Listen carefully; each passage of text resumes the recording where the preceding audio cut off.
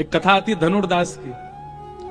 धनुर्दास जी जो थे वो अपनी पत्नी के पीछे छतरी लेकर के चलते थे, ऊपर छांव लगाते हुए चलते थे। और दुनिया तो चलो पीछे चलती है, वो तो आगे चलते थे उल्टे होकर के, पत्नी के ऐसे पीछे पीछे चलते थे। क्यों? ताकि इनका रूप मैं देख सकूं। भाष्यकार श्री रामानुज स्वामी जी ने जैसे ही देखा धनुर्दास को अपनी पत्नी के आगे छतरी लेकर के चल रहा है, रामानुज स्वामी जी समझ गए, बोले इसके अंदर एक गुण है, क्या? रूप देखने का। पर वही गुण संसार के प्रति इसलिए दोष बन गया, और यही गुण ठाकुर जी के प्रति बन जाएगा तो यही भक्ति बन जाएगा।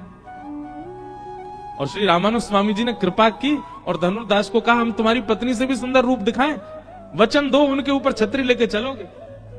धनुर्दास बोला, क्षमा करें भगवान, मेरी पत्नी से सुंदर कोई नहीं होगा। अगर मेरी पत्नी से सुंदर कोई आ गया तो आप छतरी की कहते हैं, मैं पत्नी सहित उसकी सेवा में लग जाऊंगा अगर मेरी पत्नी से सुंदर हुआ तो। भाष्यकार रामानुज स्वामी जी उसको लेकर के गए। रंगनाथ भगवान पौड़े हुए हैं, वैसे तो सदा सबके लिए मूर्तिमंत रहते हैं, पर आचार्य आज्ञा होते ही ठाकुर जी माने ना, ऐसा हो नहीं सकता। रामानुज स्वामी जी ने जाकर के निवेदन किया, बोले भगवान ये धनुर्दास रूप देखने का बड़ा उत्सुक है, आप कृपा करके अपना रूप दिखाओ। तुरंत ठाकुर जी शेष शैया से उठ करके बैठ गए, और जैसे ही अपने प्रकट रूप में आए धनुर्दास ने उनका दर्शन किया, सदा के लिए न्यौछावर हो गया और पत्नी सहित सेवा में आ गया ठाकुर जी की। कहीं ना कहीं पत्नी का सम्मान करने पर हमारे रामानुज संप्रदाय में एक धनुर्दास को साक्षात भगवान का दर्शन हो गया। इसमें कोई बुराई नहीं है, पत्नी का सम्मान करो, पत्नी की खूब रक्षा करो, खूब आदर दो, उनको आदर देना प्रारंभ करो, ठाकुर जी देते हैं खूब। और द्वारिका लीला में तो पूरी लीला है, ठाकुर जी कितना आदर, केवल रुक्मणी नहीं 16,108 पटरानियों को ठाकुर जी आदर देते हैं।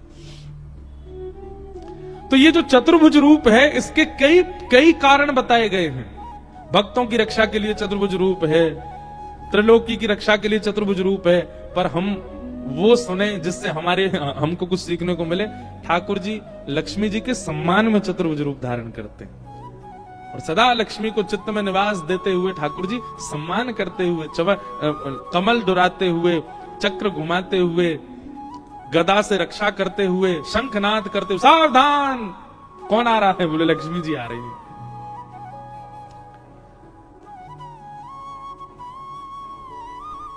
Z+ सिक्योरिटी स्वयं ठाकुर जी धारण करके चलते हैं लक्ष्मी जी के लिए। वही ठाकुर जी देवकी के आवाज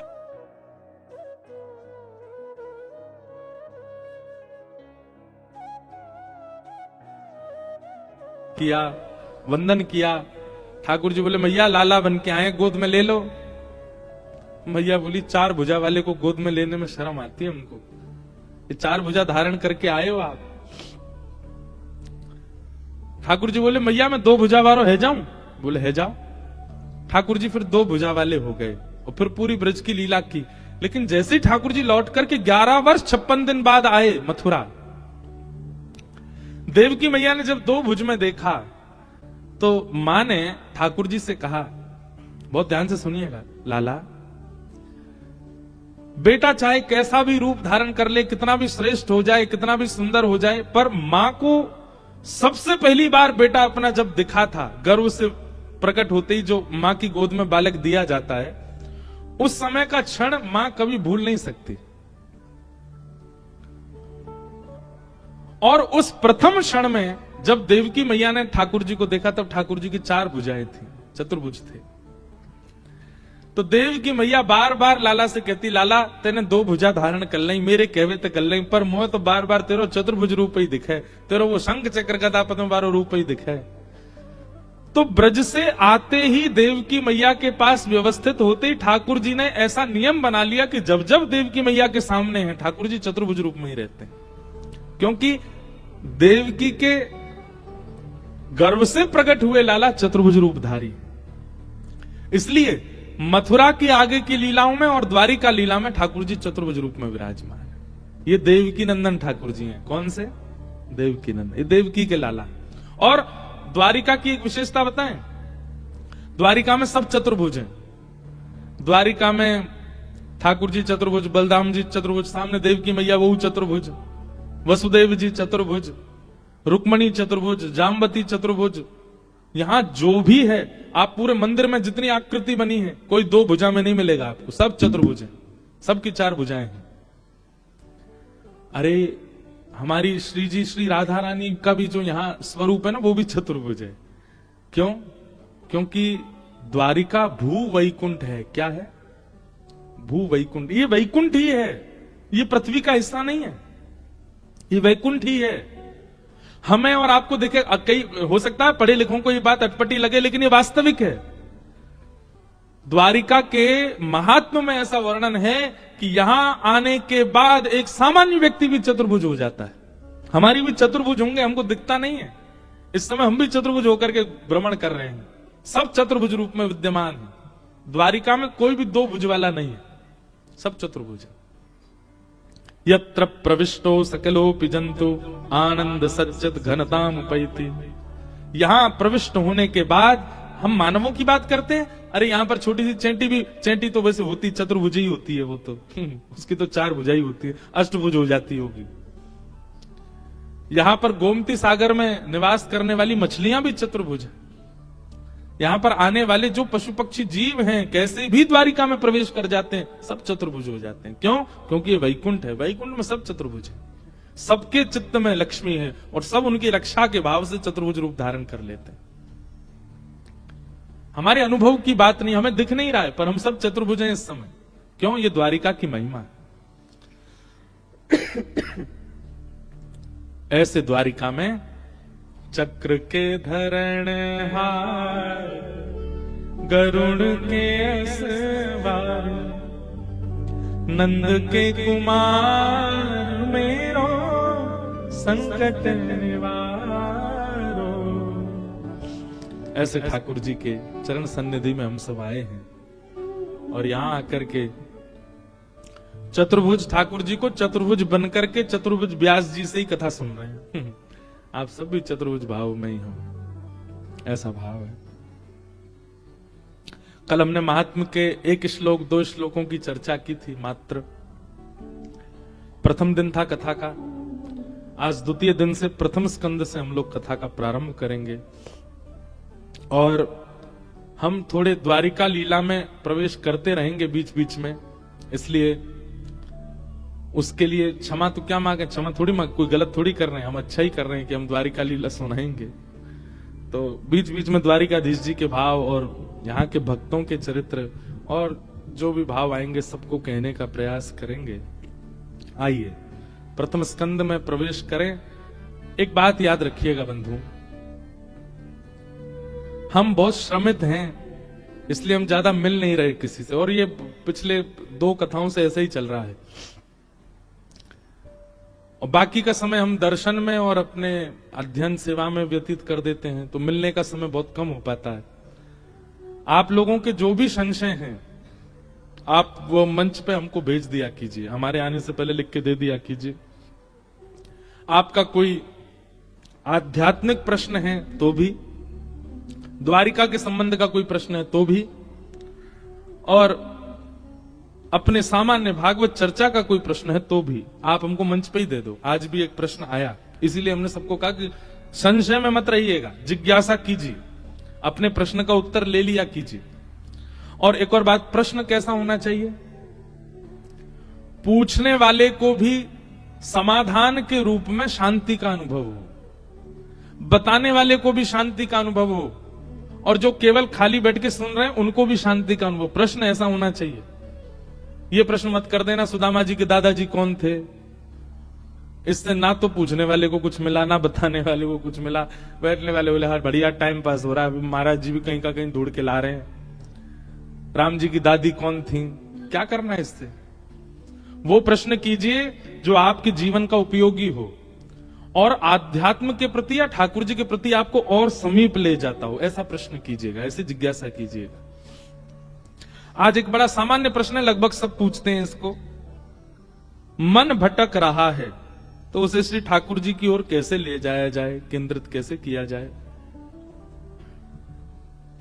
मन का काम है भटकना। क्या है? मन का काम है, मन का स्वभाव है।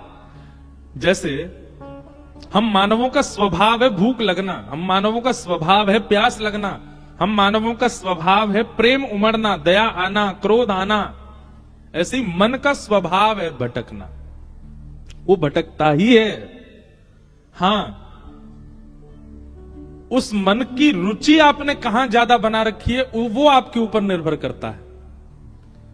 अगर वो रुचि कहीं ना कहीं ठाकुर जी के संबंध की आपने मन को दे रखी है तो मन आपका वहां ना भटक के यहां भटक। मीराबाई का भी तो भटक रहा था, पर मीराबाई का कहां भटक रहा था? वृंदावन में। तुकाराम जी का भी तो भटक रहा था, पर इनका मन कहां भटक रहा था? विट्ठल के इर्द गिर्द। रामदास बोढ़ाना नाम सुना? सुनाएंगे। रामदास बोढ़ाना। डाकोर जी का नाम सुना? डाकोर जी यहीं गुजरात में अहमदाबाद के पास में श्री डाकोर जी रणछोड़ राय भगवान का मंदिर है। वहां एक परम वैष्णव भक्त हुए, उनका नाम था रामदास बोढ़ाना।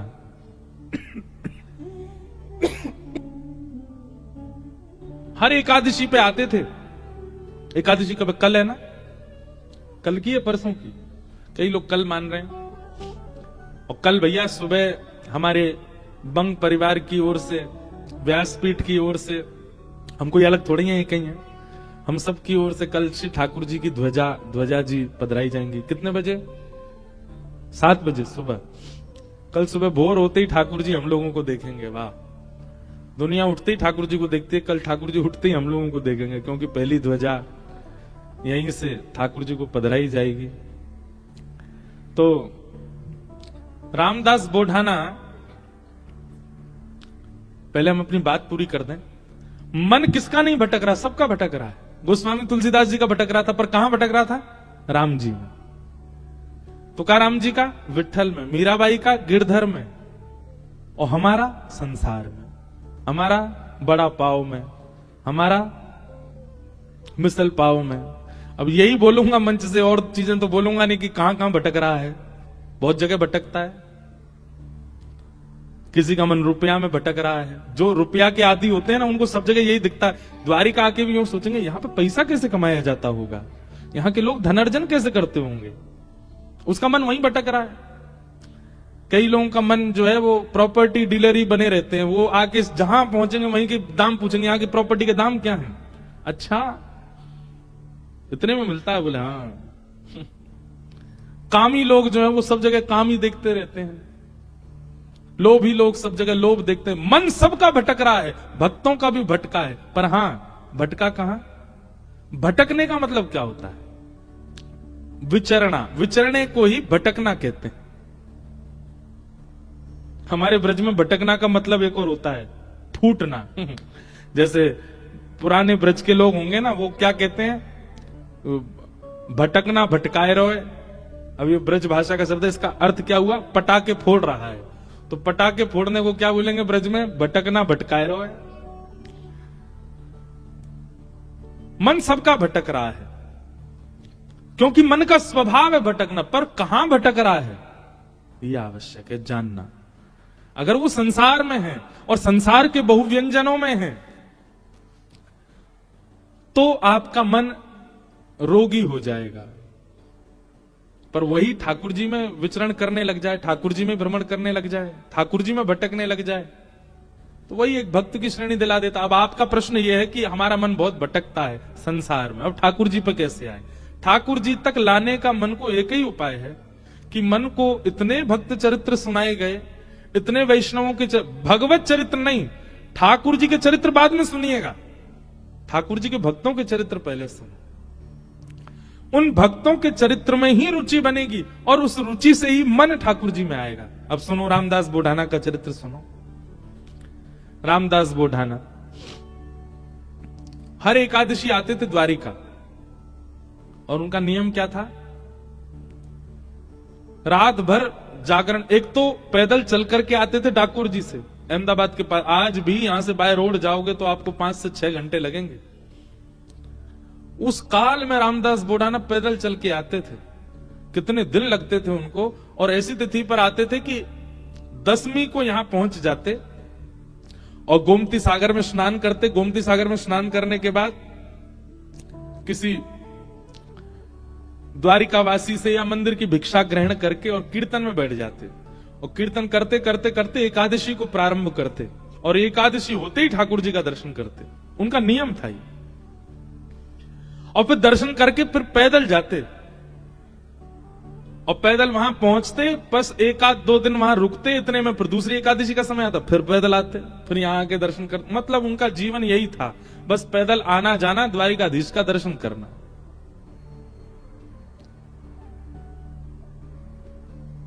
अच्छा, कई बार ऐसा होता है बंधुओं कि किसी वैष्णव भक्त के नियम को देख करके हमको लगता है यार ये इतना कठिन कैसे कर रहा है, तो नहीं। जब तत्परता और उत्साह अधिक मात्रा में किसी वस्तु की प्राप्ति का होता है तो फिर पीड़ा नहीं होती।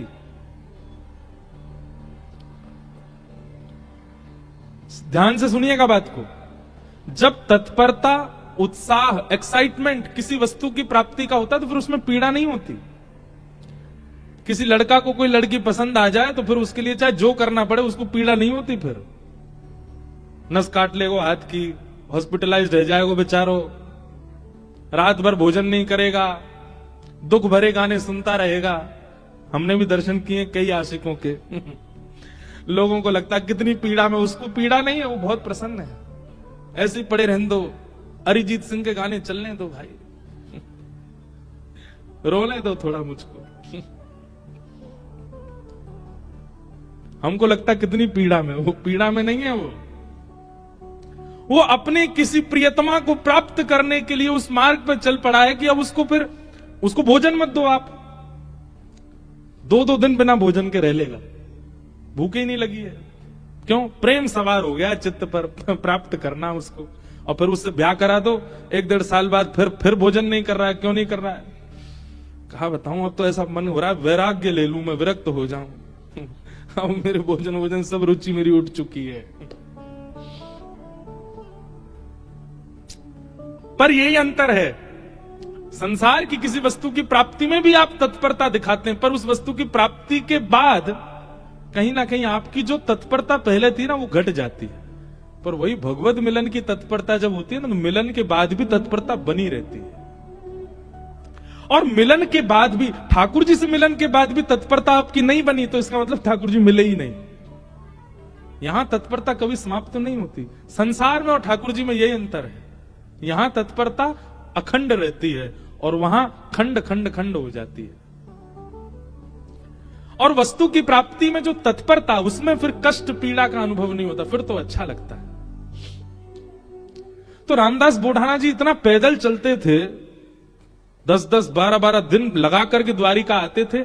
लोगों को लगता था अरे राम कितना कठिन, पर उनको वो पीड़ा का अनुभव नहीं होता था, वो तो बड़े प्रसन्न रहते थे। कई लोग मैंने देखा वो एकादशी के दिन अन्न का त्याग रखते हैं। एकादशी करने वाले भी बड़े बहुत प्रकार के होते हैं। एक होते हैं वो अन्न नहीं खाते, एक होते हैं वो अन्न भी नहीं खाते और मौन भी रहते हैं, एक होते हैं वो अन्न नहीं खाते फलाहार करते हैं। और दिन तो 3 बार भोजन करते थे, एकादशी वाले दिन 5 बार करते हैं। उस दिन फलाहार, हम फलाहार कर रहे हैं ना, कुटू की पकौड़ी, कुटू कचौड़ी, ये वो 5 बार खाते हैं। पर कई लोग बड़ा कठिन भी करते हैं। वो कैसे करते हैं? केवल सेब या अमरूद या जो भी फल वही खाएंगे, वास्तविक फलाहार करते हैं, रसोई में बनी सामग्री नहीं पाते। कई लोग ऐसी एकादशी करते हैं। और कई लोग फल भी नहीं खाते, जल भी नहीं पीते, निर्जला एकादशी करते, पूरे दिन कुछ नहीं पाते। अब लोगों को लगता है राम राम कितनी पीड़ा, पर जो करता है ना उसको उसमें सुख मिलता है। और क्षमा कीजिए, अगर ये एकादशी जो लोग करते हैं उन लोगों को भार जैसा लगता है, कब आएगी द्वादशी, कब निकले फिरते खामे रोटी, मत किया कीजिए आप। ये कोई जबरदस्ती नहीं है, ठाकुर जी कोई कह नहीं रहे आपसे करो। जब तक ऐसी तत्परता चित्त में ना हो कि आप उसको सौभाग्य मान करके नहीं कर रहे हो, तब तक मत कीजिए व्रत। आपको सौभाग्य लगना चाहिए। रामदास बोढ़ाना को बहुत सौभाग्य लगता था कि ठाकुर जी ने मुझे इतना बल दिया कि मैं पैदल चल के द्वारिका जाता हूं। और वो द्वारिका आते, रात भर कीर्तन सुनाते द्वारिकाधीश को, और एकादशी को कपाट खुलते ही दर्शन करते, नेत्र सजल हो जाते रामदास जी के। ठाकुर जी को दूर से ही ऐसे अंक में, मानो ऐसे कर लेते जैसे मैंने अंक में भर लिया हो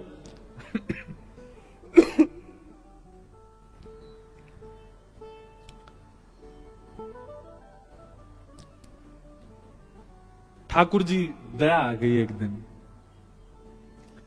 और रामदास बोढ़ाना से ठाकुर जी बात करने लगे। उनके स्वप्न में या उनके चिंतन में ठाकुर जी प्रकट हो गए और द्वारिकाधीश बोले, ए रामदास, तुम इतना परिश्रम करके मत आया कर।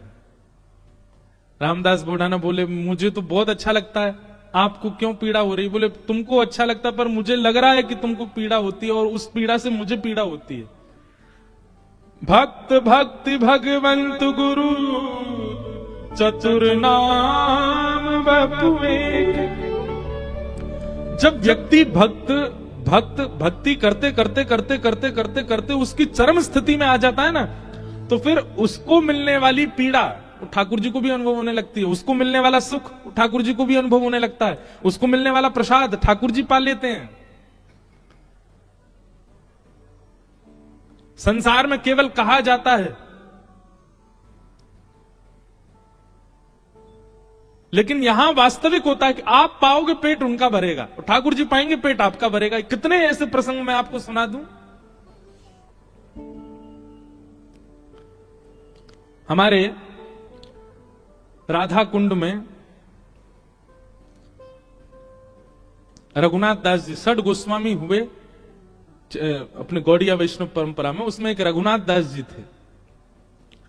बहुत अच्छी अच्छी लीला है रघुनाथ दास जी की।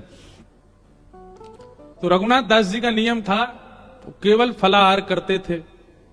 धीरे धीरे धीरे उन्होंने फलाहार भी छोड़ दिया, केवल दूध पीने लगे। धीरे धीरे उन्होंने वो भी छोड़ दिया, एक करुआ केवल छाछ पीते थे, उसी से पूरा दिन निकालते थे। एक दिन वो बहुत जोर से बीमार पड़ गए।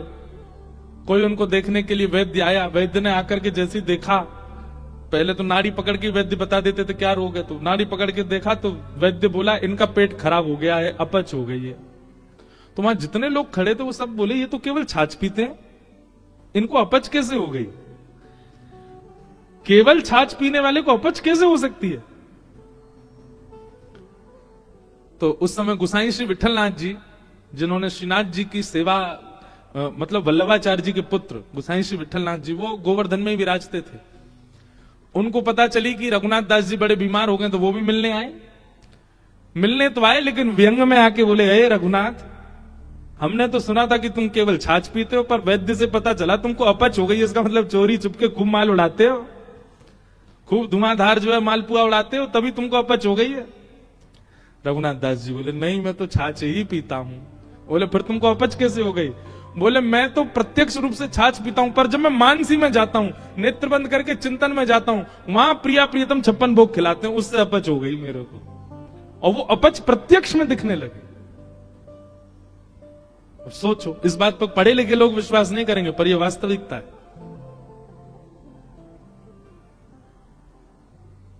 वो प्रत्यक्ष में नहीं पा रहे हैं, पर अप्रत्यक्ष अनुभूति, वो नेत्र बंद करके जब अपने मानसी भाव में जाते हैं, वहां ठाकुर जी उनको बढ़िया लड्डू पवाते हैं, पूड़ी पवाते हैं, रबड़ी पवाते हैं। उससे अपच प्रत्यक्ष शरीर को हो गई। ये बात सुनकर के गोसाई जी के नेत्र सजल हो गए। रघुनाथ दास जी को हृदय से लगा लिया। बोले, जय हो, तुम्हारी भक्ति को प्रणाम कि तुमको ठाकुर जी प्रत्यक्षानुभूति करा देते हैं। रामदास बोढ़ाना ठाकुर जी से बोले, भगवान, मुझे पीड़ा नहीं है, मुझे बहुत सुख मिलता है। भगवान बोले, तुमको पीड़ा नहीं, पर तुम्हारी पीड़ा हमको लगती है, इसलिए तुम मत आया करो। रामदास बोढ़ाना बोले, इससे बढ़िया तो मेरे प्राण चले जाएं, मैं आपको देखे बगैर नहीं रह सकता। अगली एकादशी पर आप मेरे सामने नहीं होंगे तो मेरे तो प्राण ही चले जाएंगे। भगवान बोले, काम करें? बोले, क्या? हम तुम्हारे साथ चलें, तुम्हारे गांव, वहीं रह ले, तुम्हारे पास ही। एकादशी क्या तुम हर दिन हमको देख लिया करना। रामदास बोढ़ाना घुटनों पर बैठ कर रोने लगे। बोले, हे द्वारिकेश, ये कैसी आज्ञा कर रहे हैं आप? ये असंभव है। बहुत दीनहीन गरीब व्यक्ति हूं, मेरे घर में खप्पर भी नहीं है, कहां रखूंगा, कहां बैठाऊंगा? और ये तो आप बस बोल रहे हो ऐसी प्रेम बस, ये हो नहीं सकता।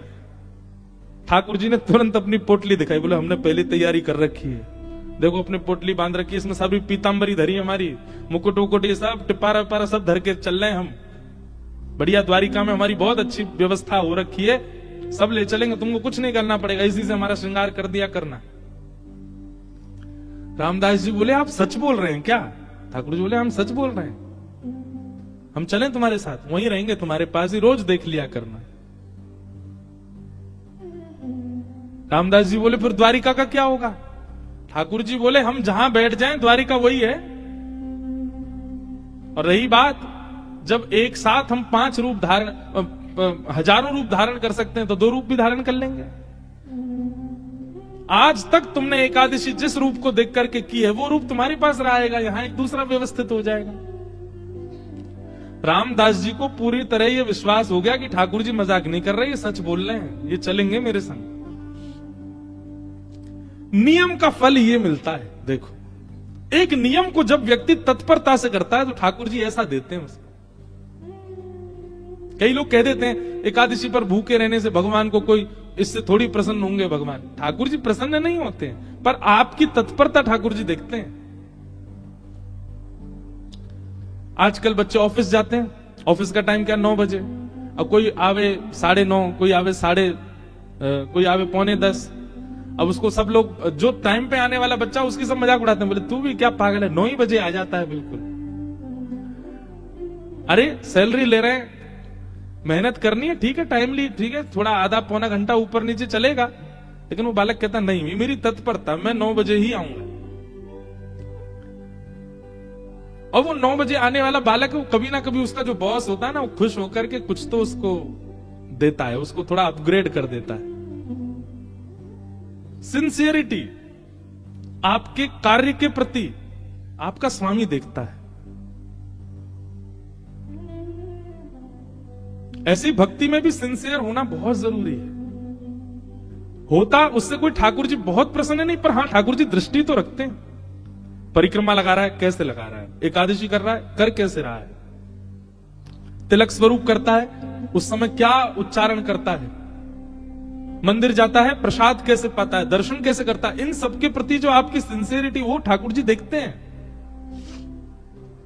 रामदास को ठाकुर जी बोले अब तो तुम जाओ, अगली बार बैलगाड़ी लेके आना। कैसे लेके जाओगे हमको? बैलगाड़ी में तुम्हारी में चलेंगे। रामदास जी चले गए, बैलगाड़ी ढूंढी, कहीं बैलगाड़ी नहीं मिली, बूढ़े बूढ़े बैल मिले, छोटी सी टूटी फूटी सी बैलगाड़ी मिली। रामदास जी बैलगाड़ी लेके द्वारिका आ गए। द्वारिका आए, आज सब लोग बोले क्यों रे भाई रामदास, अब तो तुम बैलगाड़ी में आने लग गए। रामदास जी बोले वयोवृद्ध हो गए ना, अब चला हो नहीं पाता तो बैलगाड़ी से आए। बोले बहुत अच्छा। रामदास जी आए, प्रसाद आदि, गोमती सागर में स्नान किया, प्रसाद पाके रात में कीर्तन करने लगे। सब चले गए, रामदास जी कीर्तन कर रहे थे। अचानक से एक कपाट खुला ठाकुर जी का। अभी तक तो ठाकुर जी चिंतन में बात कर रहे थे रामदास से, पर रामदास जी ने नेत्र खोल करके देखा तो स्वयं द्वारिकाधीश अपनी एक भुजा में तो पोटली उठा रखी है और एक भुजा से किवाड़ खोल रहे हैं और 2 भुजाओं से बढ़िया शंख चक्र आदि सब समेट रखे हैं। ठाकुर जी ने मुकुट उकुट सब भर रखे हैं। और रामदास जी बोले कहां तेरी बैलगाड़ी, जल्दी बता चलें। जैसे कोई भागता है घर छोड़ के, ऐसे ठाकुर जी भाग रहे थे। आज भी मंदिर दर्शन करने जाओ आप तो द्वारिकाधीश जी की जब परिक्रमा करेंगे तो पीछे ही रामदास बोढ़ाना जहां से जिस खिड़की से ले गए ठाकुर जी को, वो खिड़की है अभी भी मंदिर में। ठाकुर जी निकल के बाहर आ गए। चलो, रामदास जी को तो विश्वास ही नहीं हो रहा है, स्वयं द्वारिकाधीश मेरे साथ जा रहे हैं। चतुर्भुज हैं, बढ़िया चल रहे हैं, पीतांबरी पहन की, चंदन की सुगंधी आ रही है, केसर जैसा पूरा माहौल आच्छादित हो गया उससे। ठाकुर जी जैसे गए, रामदास जी बोले भगवान टूटी फूटी बैलगाड़ी है, बैठ जाओ। ठाकुर जी ने जैसी बैलगाड़ी देखी, ए रामदास, त्रिलोकी का भार लेकर के मैं इन पे बैठा, तो तेरे बैल तो दब जाएंगे नीचे। भगवान अब क्या करें, यही व्यवस्था मिली थी। इतना सीधा, इतना भोला रामदास। ठाकुर जी बोले काम कर, तू बैठ, हम चलाते हैं बैलगाड़ी। रामदास जी बोले ऐसा मत करो नाथ, मैं ही चला दूंगा। नहीं नहीं, ये तो हमारे अभ्यास की वस्तु है। अर्जुन के खूब हमने रथ हांके हैं, बहुत दिनों बाद बैलगाड़ी मिली, चलो हांके थोड़ा इसको। और रामदास पीछे बैठे और ठाकुर जी आगे पैर लटका के बैठे और बैलगाड़ी चला रहे हैं। ठाकुर जी के स्पर्श होते ही बैलगाड़ी तो बिल्कुल नवीन हो गई, बैल बिल्कुल युवान हो गए। यहां मंगला का समय हो रहा था, सूर्य उदय हो रहे थे धीरे धीरे। ठाकुर जी बोले, रामदास, इस सुबह होते ही सब पंडा पुजारी भागेंगे, ढूंढेंगे, देखेंगे मंदिर में तो मैं हूं नहीं, सब आ जाएंगे। ये हमको बीच रास्ता में पकड़ लेंगे। तभी थोड़ी दूर ही पहुंचे थे, वहां एक बाबरी थी, एक सरोवर था।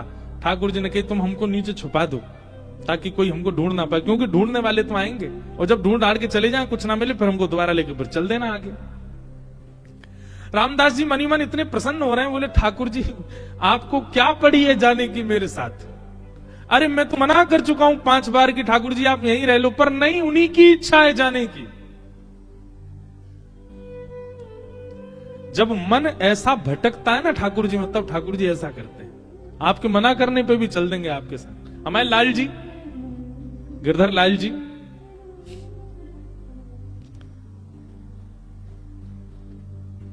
ये ऐसे ही आए हमारे पास।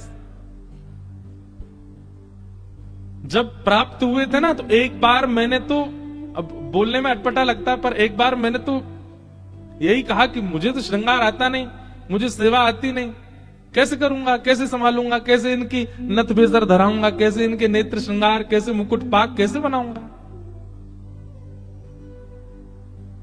ये अभी जो ये स्वरूप दिखा आपको, दिखा उसमें, ये साल में एक बार हमारे गिरधर लाल जी जगन्नाथ जी बनते हैं, ये तब का स्वरूप है, रथ यात्रा वाले समय पर ठाकुर जी को जगन्नाथ, और जो वैसे रूप है वो वाला भी दिखाओ जो सामान्य है। सामान्य सबने देखे ही हैं, श्रीनाथ जी के रूप में हमारे लाल जी हैं, और नेक्स्ट से हैं, छोटे से, पर ये आए स्वयं, और ये स्वयं ही आते हैं, आप नहीं लेते हैं।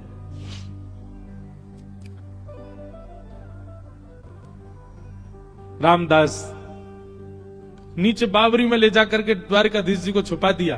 पीछे से सब पुजारी दौड़े दौड़े आए, देखा तो रामदास जी धीमे धीमे अपनी बैलगाड़ी चला रहे हैं। सबने रोक लिया, बोले, रुको, तुम ही थे रात भर मंदिर में, ठाकुर जी कहां गए हमारे? रामदास जी बोले, मुझे तो नहीं पता, दिखाओ। सब देखा, बैलगाड़ी में कुछ नहीं। तभी एक बैलगाड़ी के छोड़ पर ठाकुर जी की पीतांबरी का एक भाग चिरा हुआ फट के इरज गया। अच्छा, ये सब लीला भी ठाकुर जी जानबूझ के ही करते हैं, क्योंकि कहीं ना कहीं कुछ ना कुछ ठाकुर जी को दूसरों को संकेत कराना है। ठाकुर जी की पीतांबरी का वो अंग वस्त्र जैसे ही मिला, सब लोगों ने रामदास जी को पकड़ लिया, बोले, ठाकुर जी तेरे संग ही हैं, तभी तो ये चीरा फटा हुआ है यहां पर, कहां है, जल्दी बता। उन्होंने मना किया तो सबने उनको मारना शुरू कर दिया। इतना मारा, इतना मारा, इतना पीटा, बेचारे अधमरे से हो गए। बस श्वास चल रही है, बाकी तो नेत्र बंद हो गए, सुध बुध चली गई, गिर गए धरती पर। पुजारियों ने देखा, बोले, ये तो अधमरा हो गया, ठाकुर जी कहां हैं, ढूंढो। पास ही सरोवर था, उस बावरी में जाकर के जैसे ही देखा तो बावरी का जो जल था वो रक्त मंडित हो गया, पूरा जल रक्त से भर गया। देख करके सब लोग घबरा गए, सारे ब्राह्मण बोले, ये जल इसका कैसे हो गया, जल आ कहां से, ये रक्त आ कहां से रहा है। दौड़ करके जाके देखा तो एक जगह ठाकुर जी विराजमान थे, और जहां जहां रामदास जी को डंडे मारे गए, वहां वहां श्री द्वारिकाधीश जी के श्री अंग पर भी डंडे के निशान, और हर स्थान से रक्त निकल रहा था।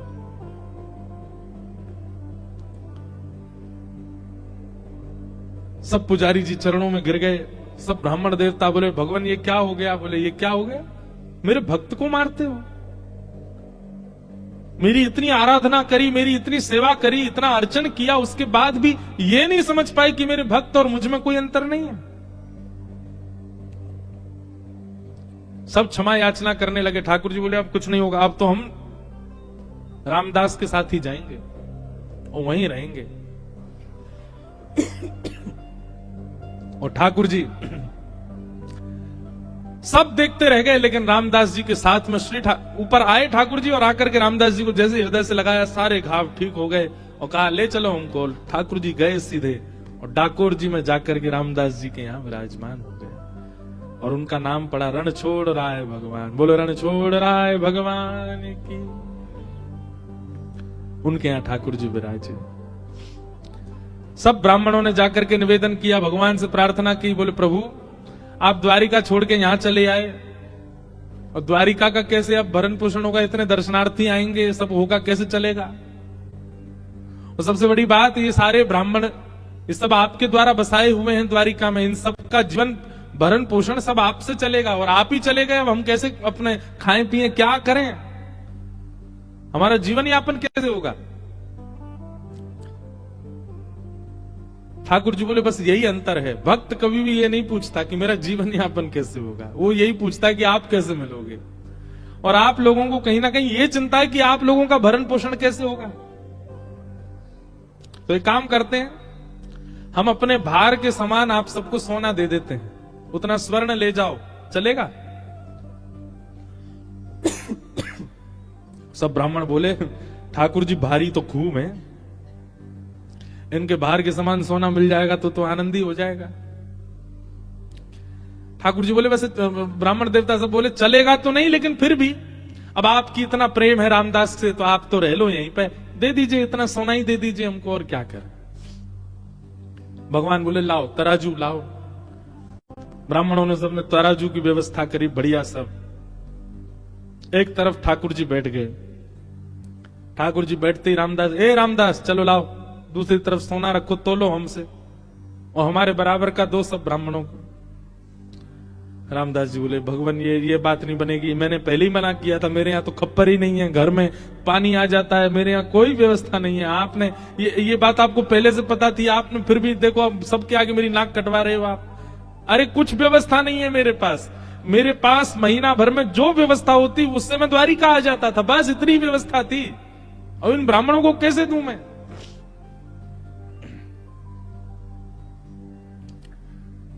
ठाकुर जी बोले तुम्हारी गृहिणी के कान में एक बाली है स्वर्ण की, वो लेके आओ, उससे हमको तोल दो। रामदास जी बोले बाली से तोलना? बोले हाँ उसी से तोलो, अभी हम चमत्कार दिखाते हैं। रामदास जी गए, अपनी पत्नी के कान से बाली निकलवा के लिए आए, और जैसे ही रखा तराजू में तो वो तो नीचे चली गई, ठाकुर जी ऊपर आ गए, बिल्कुल लटक गए ऊपर ही। और सब ब्राह्मणों से बोले लीजिए, हमने तो कही थी बराबर का सोना, ये हमसे ज्यादा है, देखो हम ऊपर चले गए, ले जाओ इसको। आप बहुत बाली, और इससे आप इतने हल्के हो गए, ऐसा मत करो भगवान।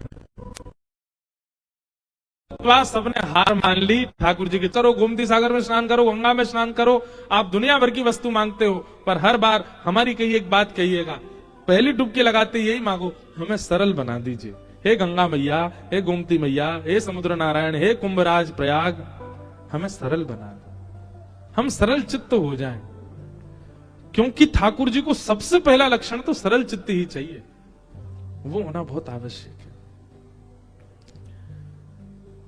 तो मन का भटकाव सब जगह से ठाकुर जी में केवल और केवल भक्त चरित्र से हो सकता है, उसी से ही संभव होगा। तो ऐसा एक जिज्ञासा थी, उसी में ही हमने रामदास जी की लीला सुना दी। और एक बार, अभी डाकुर जी हम 2 ही बार गए हैं दर्शन करने, कभी योजना बनेगी तो एक बार डाकुर जी में भी कथा सुनाएंगे श्री ठाकुर जी को, बड़े सुंदर श्री ठाकुर जी वहां विराज रहे हैं। आइए क्रम में प्रवेश करते हैं।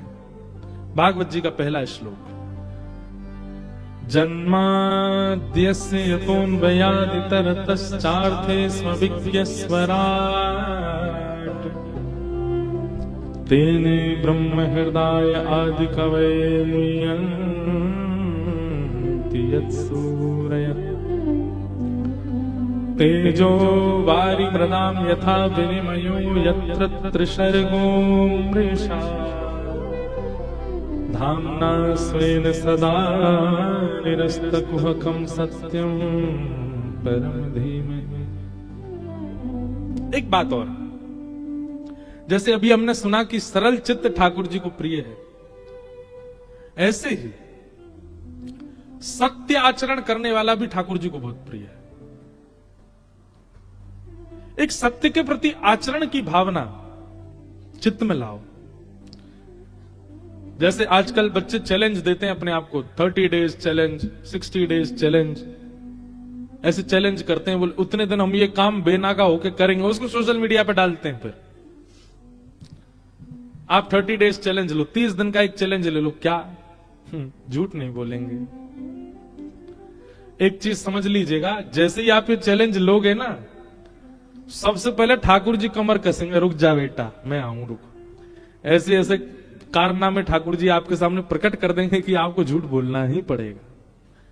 पर अगर चाहे आपका पूरा घर ही क्यों ना डूब रहा हो, आपने ये संकल्प ले लिया कि नहीं सत्य ही बोलना है, और आप बोलने लगे, उसी सत्य से ही आपको ठाकुर जी मिल जाएंगे। बहुत सरल है, 30 दिन में ठाकुर जी मिल जाएंगे। करो ये काम, हम सत्य बोलेंगे बस। लेकिन हम कलयुगी जीव में बहुत चतुर हैं हम लोग। हमारी चतुराई पता कैसी है?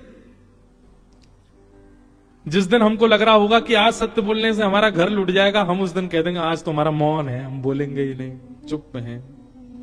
और बहुत बड़े बड़े लोग हैं, वो कहते यूं कहते हैं, ठीक है 30 दिन का चैलेंज हम स्वीकार करते हैं, 30 दिन तक मौन ही रहेंगे, बोलेंगे ही नहीं, चुप। मैं तो किया भी एक अनुष्ठान मौन का, तभी से हमारा नियम है कथा के आने से पहले और कथा के जाने के बाद मौन रहते थोड़ी देर। हम लोग तो बड़े चतुर हैं। कई लोग तो चैलेंज एक्सेप्ट कर भी लेंगे, ठीक है महाराज जी 30 दिन का हमने किया, असत्य नहीं बोलना है ना, लेकिन मौन ही रहेंगे, झूठ क्या बोलना है, चुप रहेंगे बिल्कुल। पर आप ये 30 दिन के लिए धारण करके देखो कि हमें सत्य ही बोलना है। बहुत चैलेंजेस आएंगे, हर दिन एक नया एक ऐसी बात आएगी कि आपको झूठ बोलना ही पड़े, पर आप मत बोलना। 30 दिन अगर आपने इस नियम का पालन कर लिया, हो सकता है बहुत कुछ बदल जाए जीवन का, पर ठाकुर जी मिल जाएंगे 30वें दिन। केवल सत्य में इतनी ताकत है, सत्यम परम धीमहि, साक्षात सत्य स्वरूप है ठाकुर जी। श्रीमद् भागवत के प्रारंभ में, मध्य में और अंत में भगवान का नाम नहीं लिया गया। ठाकुर जी को वंदना कैसे कर रहे हैं? सत्यम परम धीमहि, परम सत्य को हम वंदन करते हैं। श्रीमद् भागवत जी के मध्य में क्या कहा जाता है? सत्य प्रतम सत्य परम त्रिसत्यम, सत्य से योनिम निहितम च सत्य, सत्य से सत्य मृत सत्य नेत्रम, सत्यात्मकम त्वाम शरणम प्रपन्ना। सत्य सत्य सत्य सत्य सत्य 9 बार सत्य कहा। और भागवत जी के विश्राम में 18,000 श्लोक पूर्णता होने पर भी सत्यम परम धीमहि, हम परम सत्य को वंदन करते हैं। 3 बार यदि किसी बात को कह दिया जाए तो सिद्ध हो जाती है। ठाकुर जी को 3 बार आदि मध्य और अंत में सत्य कहा। इसका मतलब ठाकुर जी सत्य हैं।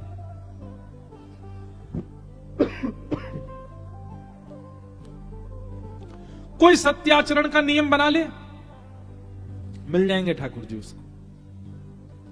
पर याद रहे, बहुत कुछ छूटेगा, बहुत कुछ लूट सकता है, बहुत कुछ अलग हो सकता है। इसलिए इस चैलेंज को लेने से पहले इस चीज का ध्यान रखिएगा। भगवत प्राप्ति के पथ पे जब आप चलना प्रारंभ करते हैं ना, तो आपके जीवन में आने वाली परीक्षा कोई और नहीं लेता, स्वयं ठाकुर जी ही लेते हैं। ठाकुर जी ही लेते हैं। जिसने उंगली पकड़ के चलना सिखाया, वही मां एक दिन उंगली छोड़ती है। बालक उस समय घबरा जाता है, इन्होंने मुझे क्यों छोड़ दिया, मैं गिर जाऊंगा। पर नहीं, वो मां इसीलिए छोड़ती है, परीक्षा लेती है, अब ये चल पा रहा है कि नहीं, अब ये चल पाएगा कि नहीं। गिरता है, पड़ता, उठता है, रोता है, लेकिन फिर भी मां उसको एकांत छोड़ती है ताकि चलना सीखे। ठीक वैसे ही भक्ति पथ पर जब आप चलते हैं और किसी नियम संकल्प के साथ जब आप चलते हैं, है वो भक्ति का पथ, तो वहां आने वाली परीक्षा भी ठाकुर जी ही लेते हैं, आपको और सुदृढ़ बनाने के लिए। हमारे ब्रज में एक भाव गाते हैं, प्रेम नगर की नगर है कठिन रे, बटो ही न करना बसेरा, पग बढ़ा हो न जाए तेरा, पग बढ़ा हो न जाए तेरा। हम भले ही एक भागवत वक्ता के पुत्र हैं, पर हमने भी जब नियम लिया ना कि हम कथा करेंगे, मित्रों की संख्या कम होती चली गई, प्रियजनों की संख्या कम होती चली गई। कहां तक कहें, किसी को बुरा लगेगा इसलिए स्पष्ट तो नहीं बोलेंगे, पर परिवार में भी कई बच्चे, कोई चार्टर्ड अकाउंटेंट है, कोई डॉक्टर की तैयारी कर रहा है, कोई कुछ कर रहा है, वो लोग भी ऐसे देखते थे ये तो क्या कथा करेगा। आज वो सब आते हैं हमारी कथा में, सब बैठ कर ये कथा सुनते हैं। उस समय एक पीड़ा नहीं थी, बस ये था एक बच्चे को एक रहता है ना, मेरे भी मित्र हों, सब मेरे साथ भी रहें, सब मेरे को भी प्रेज करें। हमारे परिवार के कई बड़े लोग, दूर के रिश्तेदार, वो भी कभी व्यंग में कह देते थे, अरे बेटा पढ़ लिख लेते, यूनिवर्सिटी जाते, कॉलेज जाते, क्या किस चीज में लग गए। हमें ये लगता मैंने ये पढ़ाई नहीं है क्या? 6-6, 7-7 घंटे गुरुदेव पढ़ाते हैं, एक श्लोक शुद्ध नहीं बोल सकते आप, उन श्लोकों को बोलना सिखाते हैं, ये अध्ययन नहीं है। आज यूनिवर्सिटी कॉलेज के बच्चे कथाओं में आते हैं और जो समाधान उनको वहां नहीं मिल पाया वो कथा से लेकर के जाते हैं और अपना जीवन संभालते हैं। प्रारंभिक भक्ति के पथ में संकट तो आता है, सबको देखना पड़ता है, बस उस समय घबराओ नहीं। हमने शिखा रखी, स्कूल जाते थे, चोटी रखते, बच्चे खींचते थे, तो मैं अपने पिताजी से एक दिन रोते रोते बोला इसको कटवाओ, सब बच्चे खींचते हैं। हमारे पिताजी ने नहीं काटने दी, बल्कि अगले दिन से तिलक लगा के भेजने लगे, ले श्री लगा के जाओ। बच्चे छेड़ते, बिंदी लगा के आता है, बिंदी लगा के आता है, ऐसे बोलते थे। मुझे याद है बहुत पीड़ा होती थी, लेकिन उसको छोड़ा नहीं, करते रहे करते रहे करते रहे करते रहे। कोई अभिमानवश नहीं बोल रहा हूं, आपका आपके बच्चों का विश्वास बढ़े इसलिए बोल रहा हूं। अपने स्कूल में चीफ गेस्ट बन के जाते हैं अब हम अपने स्कूल के कार्यक्रमों में। मैंने कहा ये वही स्कूल है जहां बच्चे चोटी भी खींचे, जहां पे, जबकि हमारे स्कूल ने हमको बहुत कुछ दिया, पर सब ये भाव तो सब बच्चे कुछ ना कुछ अनुभव करते हैं। आज वही परिवार के लोग कथा में बैठते हैं तो नेत्रों से आंसू झरने लगते हैं, हमारो लाला ऐसी कथा करे, हमारो लाला ठाकुर जी के समीप ले जा रहा है। मैंने कहा आप तो कह रहे थे कि यूनिवर्सिटी जाओ, इस सब में क्या रखा, पंडिताई क्या करोगे। तो ये चीज तो अनुभव की है कि भक्ति के पथ में प्रारंभिक समय में बहुत कठिनाइयां देखनी पड़ी। हमने शायद इतनी नहीं देखी होंगी, पर फिर भी बहुत देखी। लेकिन पग बढ़ा हो न जाए तेरा, पग बढ़ा हो न जाए तेरा, ओ प्रेम नगर की डगर है कठिन रे, बटो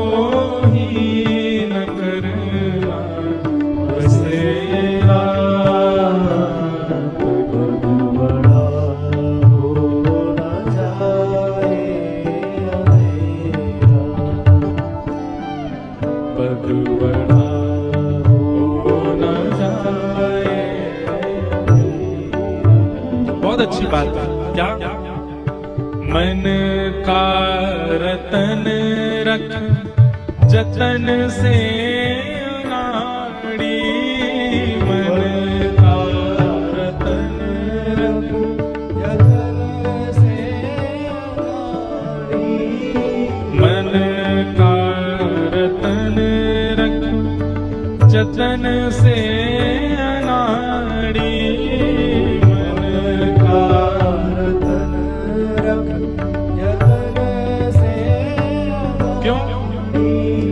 यहाँ के चोरों की बस्ती है भारी, यहाँ के चोरों की बस्ती है भारी। मन के चोर हैं सब, पूरी दुनिया केवल किस लिए? आपके मन को चुराने के लिए बैठी। कभी कोई गायक चुरा लेता है, कभी कोई एक्टर चुरा लेता है, कभी कोई पिक्चर चुरा लेती है, कभी कोई व्यक्ति चुरा लेता है, कभी कोई स्त्री चुरा लेती है, कभी कोई पुरुष, कभी कोई खाने की वस्तु, कभी कोई शहर, कभी कोई देश, सब चुरा रहे हैं आपके मन को। ज्ञानी लुटे गुमानी यहाँ पल में लुट जाए लाखों मेरा बड़ा हो न जाए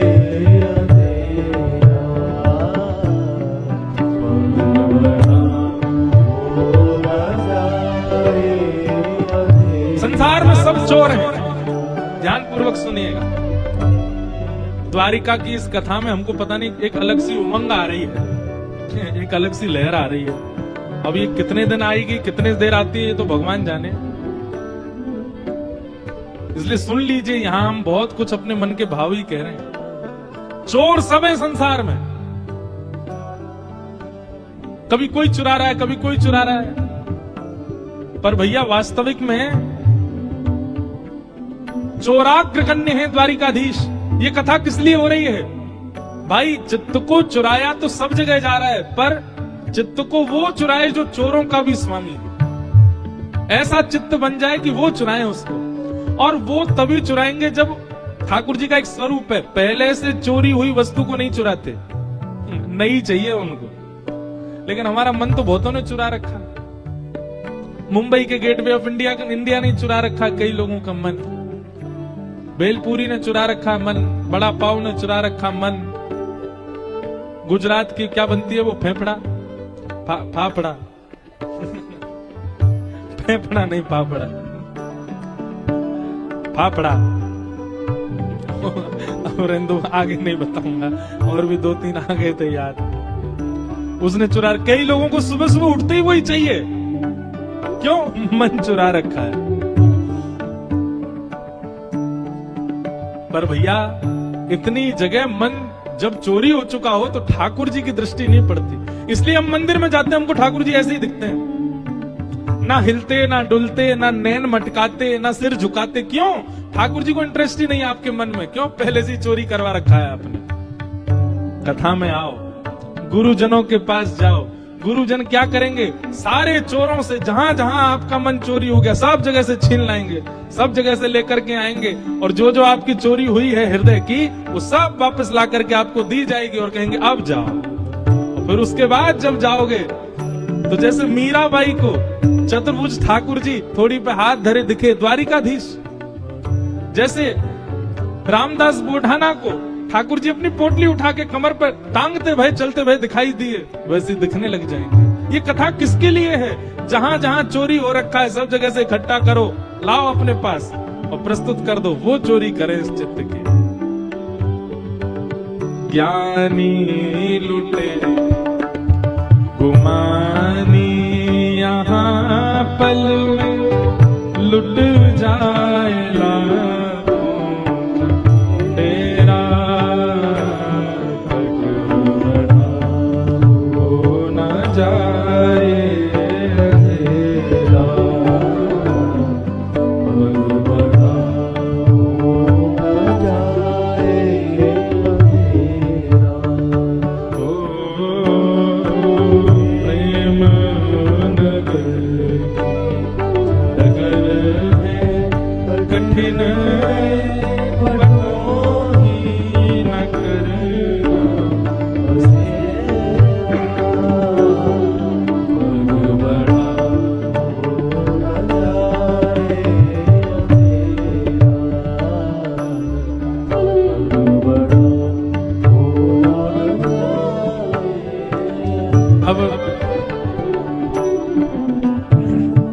चोर की बात हुई तो उनको सूरदास जी का एक पद याद आ गया, और गाएंगे तो नहीं पूरा, पर उसका भाव सुना देते हैं।